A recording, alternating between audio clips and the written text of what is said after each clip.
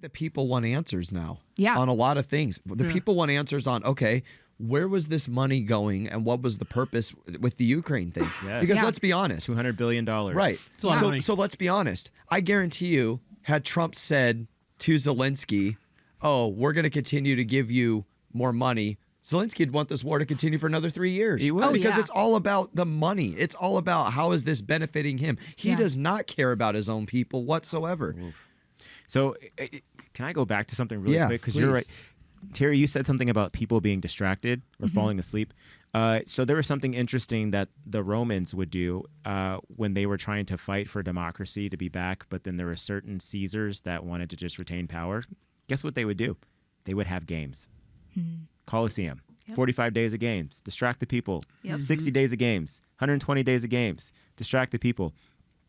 And so this thing of entertainment being an ultimate distraction for people, and if you look at America, I mean, we are the capital of entertainment. And so you start to wonder, what was the purpose of said entertainment? Yeah.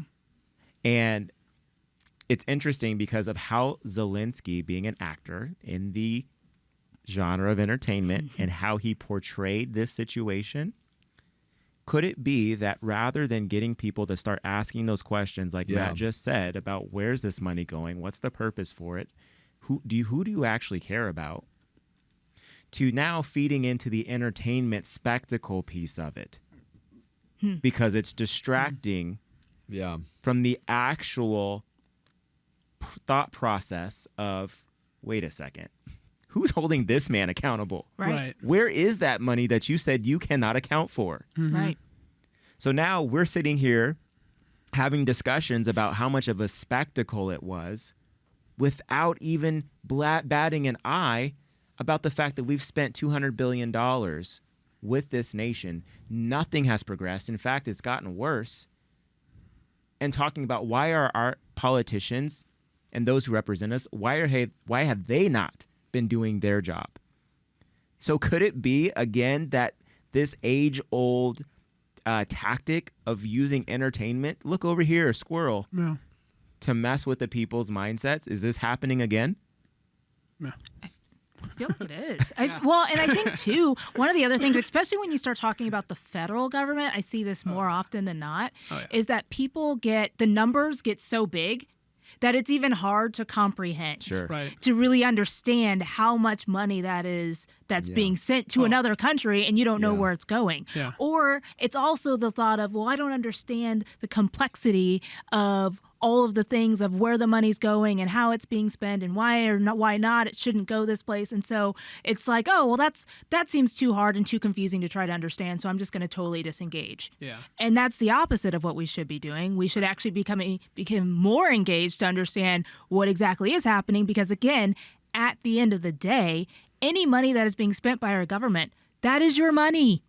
The government has no money. That is all taxpayer dollars. That comes from you. So you should be, you know how like people will get, I think about this when we first got married, and it was like every time that there was like $100 that was gone, I was like, where'd that go? You know, what did you spend that on? You know how like in your own personal budget, you are on top of every single dollar? We should be like that with the federal government. Hey, I'm sending X amount of dollars every year for taxes. That's good. Where is that going? Yeah, what are you doing with that? Because I know I could use that. Right. Okay, Jacob, so to Terry's point there, why are judges then blocking some of these initiatives where Trump is asking to shut down some of these organizations, because we can't account for why that's even happening or why that money is being spent there? Sure. Well, and some of that is because, well, it's that same kind of triangle situation we had before. A lot of that money is getting funneled back into either those judges or their party or their supporters, into their family or any kind of number of other places. The money is just kind of is circulating back into their interests, whatever those interests might be, whether it's, circling back into the actual Democratic Party or any of those other places it could have been going. That's the biggest reason that anyone could the only reason anyone would ever want to oppose corruption is if they are benefiting from the corruption. Yeah. Because what corruption does is it steals from some people and it gives to other people. Yeah. So if anybody's like, no, we should not, fix the corruption, that immediately tells you what side of that line that they're on. Because if you're the one getting stolen from, you want the corruption to stop. If you're the one getting all the money, then you don't want the corruption to stop because you're the one stealing. It's like it's a two-sided subject. It really doesn't get much more complicated. It's just, and that's kind of, again, one of those things all you have to look at is just what side of the line are you on? Because if you think the corruption should continue, then you're one of the people stealing.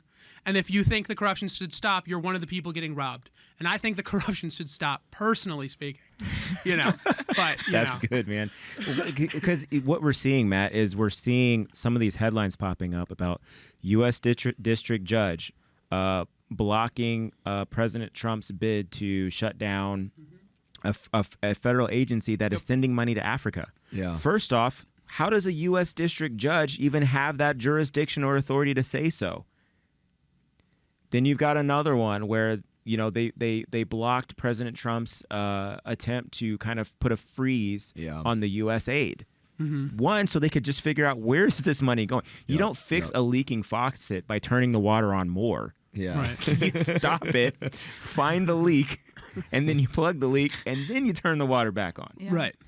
But these judges just seem, it's not heaven bent, so they're hell bent on continuing to spend our money. But I'm just trying to figure out where is the audacity to say that you have this jurisdiction to say, no, you can't do that. Yeah. I don't know. I'm tired of seeing this where the minute there's some good happening, there is someone somewhere who's like, no, you can't do that. And it's appalling and it's upsetting, but at the same time, to Terry's point, you have to start to wonder, well, how much of this did we allow? By simply sitting back and just saying, oh, they've got our best interest at hand. Well, that, and I also think we believed the news for so long. Yeah. That's good. Yeah. I think they dressed it up in a way where it looked pure and innocent, and then we realized like we were just being fed a mouthful of lies. You know what I'm saying? Yeah, that's real. I think we over-trusted the news for a long time. And I think that begs the question of, how